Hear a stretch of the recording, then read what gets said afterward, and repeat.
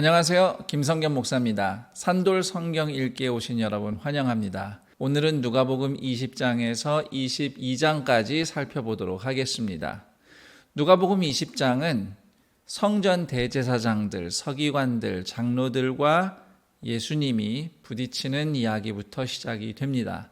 예수님의 권위에 대해서 유대 지도자들이 도전해 오는데 예수님께서는 자신의 권위를 증명하시는 데는 관심이 별로 없는 것 같습니다. 그 이유는 예수님의 최대의 관심이 십자가에 있기 때문입니다. 예수님은 자신을 증명하러 오신 것이 아니라 우리를 위해 십자가에서 죽으심으로 구원을 이루기 위해 오셨죠. 그 다음 예수님은 주인의 아들을 죽이는 악한 포도원 농부들의 비유를 통해서 예수님을 죽이시려는 이들의 죄와 심판에 대해서 말씀을 주십니다. 그렇지만 더불어서 17절, 18절에 건축자들의 버린 돌이 모퉁이의 머릿돌이 되었느니라. 무릇 이 돌 위에 떨어지는 자는 깨어지겠고 이 돌이 사람 위에 떨어지면 그를 가루로 만들어 흩으리라는 말씀을 통해서 예수님의 죽음은 성경 말씀대로 성취되는 죽음이며 그 후 부활하셔서 심판주로 다시 서실 것임을 예언하고 있습니다. 이어서 서기관들과 대제사장들은 가이사에게 세금을 내느냐 마느냐 이 문제로 예수님께 시험하며 도전해 오고요. 사두개인들은 부활이란 주제를 가지고 예수님께 도전해 오지만 성공하지 못합니다.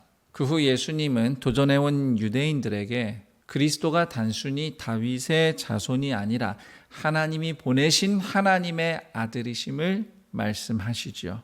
그리고 이어서 예수님은 종교 지도자들의 탐욕과 위선을 지적하십니다. 그리고 나서 바로 21장으로 넘어가면 가난한 과부의 헌금을 칭찬하시는 이야기가 등장하는데 누가복음이 가난하고 약한 자들, 죄인이 초대받는 하나님 나라에 대해서 강조하고 있는 그 관점에서 보면 겉보기에는 천국 상석에 앉을 것만 같은 그런 부자들, 종교 지도자들이 사실은 작은 사람들이며 가난한 과부야말로 하나님 나라에서 큰 자임을 드러내고 있는 것입니다. 그 다음 예수님께서 예루살렘 성전의 파괴에 대해서 예언하실 때도 예루살렘의 종교적 위선을 드러내고 계십니다. 마태복음과 마가복음 본문과 비교해 보면 누가복음은 사람들이 성전의 아름다움과 화려함을 칭찬하는 모습을 빠뜨리지 않고 묘사하고 있어요. 아름다운 돌과 헌물로 지어진 성전. 그 당시 예루살렘 성전은 역사가의 묘사에 의하면 바깥에 색깔이 나름 다 다양한 고가의 대리석으로 마감이 되었고 황금으로 건물 겉을 입혀서 멀리서 보면 빛에 반사돼서 번쩍번쩍거렸다고 합니다. 앞서 예수님이 지적하신 위선 가득한 부자들, 종교 지도자들의 헌물과 예물과 보물로 지어진 것이죠. 그렇지만 그래 봐야 곧 무너질 성전인 것이죠. 진정한 성전은 누가복음에 이어 사도행전에 증거된 성령이 강림하신 교회, 예수님의 제자 공동체인 것입니다. 계속해서 누가복음 21장에서는 예루살렘에 닥칠 환난과 예수님이 다시 오실 날에 대한 말씀이 소개되어 있고요. 따라서 성도는 항상 깨어 기도하여 그날을 대비하라고 예수님께서 권면을 하시는데 이 말씀에서 28절에 속량이란 단어가 중요하겠습니다. 이 모든 환난과 심판의 날은 성도에게는 속량, 즉 구원이 완성되는 역사이기 때문에 성도는 두려움이 아닌 소망과 용기로 살아갈 것을 예수님이 권면하고 계시는 겁니다. 이제 누가복음 22장에서는 가룟 유다의 본격적인 배반과 예수님을 잡아 죽일 대제사장들의 음모가 시작이 됩니다. 그리고 예수님과 제자들의 마지막 만찬 이야기가 소개되어 있는데요. 마태복음과 마가복음에서는 생략하고 넘어간 표현이 누가복음에는 등장합니다. 예수님께서 이 식사를 유월절 식사로 언급하고 있는 대목입니다. 그리고 제자들과 포도주 잔을 나누어 드시면서 마태, 마가복음보다 조금 더 자세히 새 언약이라고 누가복음은 명시를 하고 있어요.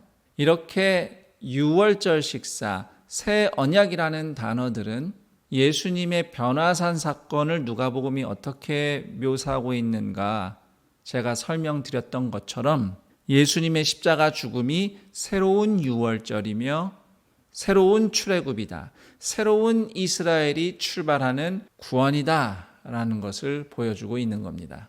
그 다음 누가복음 22장은 예수님의 십자가를 전혀 이해하지 못한 채 누가 더 높은지 서로 싸우는 제자들에게 섬김의 도를 가르쳐 주시는 예수님의 말씀이 소개되어 있고요.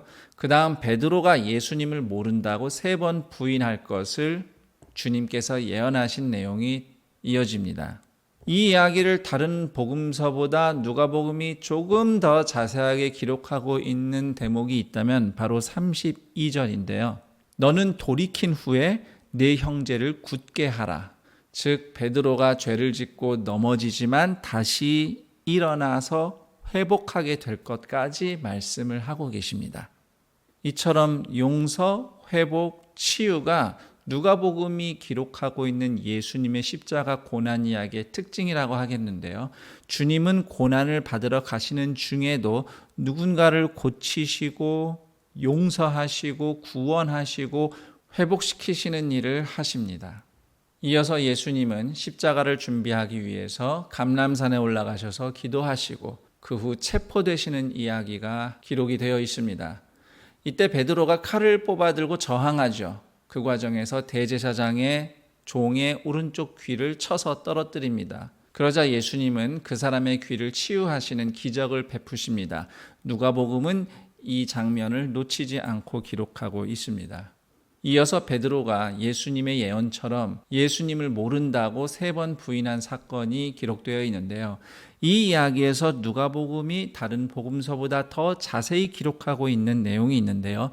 61절입니다. 주께서 돌이켜 베드로를 보시니 예수님을 모른다고 베드로가 부인하는 그 순간 예수님과 베드로가 서로 멀리 떨어져 있긴 하지만 눈이 마주친 겁니다. 이때 예수님의 표정은 어땠을까요? 32절에 예수님께서 베드로의 넘어짐뿐만 아니라 다시 회복됨을 예언하신 것을 참고한다면 괜찮아. 내가 이미 다 알고 있었잖아. 난 너를 이미 용서했단다. 이런 마음으로 주님께서 베드로의 얼굴을 바라보지 않으셨을까요? 체포된 예수님은 군인들에 의해 희롱당하시고 유대인 공회에 서서 그분이 하나님의 아들이심을 분명하게 말씀하셨습니다. 그리고 그 사실 때문에 유대인 공회는 예수님에게 사형을 언도합니다. 여기까지가 누가복음 22장의 이야기가 되겠습니다. 이렇게 누가복음 20장에서 22장까지 내용을 간략하게 살펴봤습니다. 예수님의 십자가 고난 이야기를 읽어가시면서 중간중간에 주님께서 누구를 어떻게 고쳐주시고 용서하시고 구원하시는지 놓치지 않고 따라감으로써 구원의 은혜를 더 각별하게 경험해 보셨으면 합니다. 그럼 저는 내일 다시 뵙도록 하겠습니다. 감사합니다.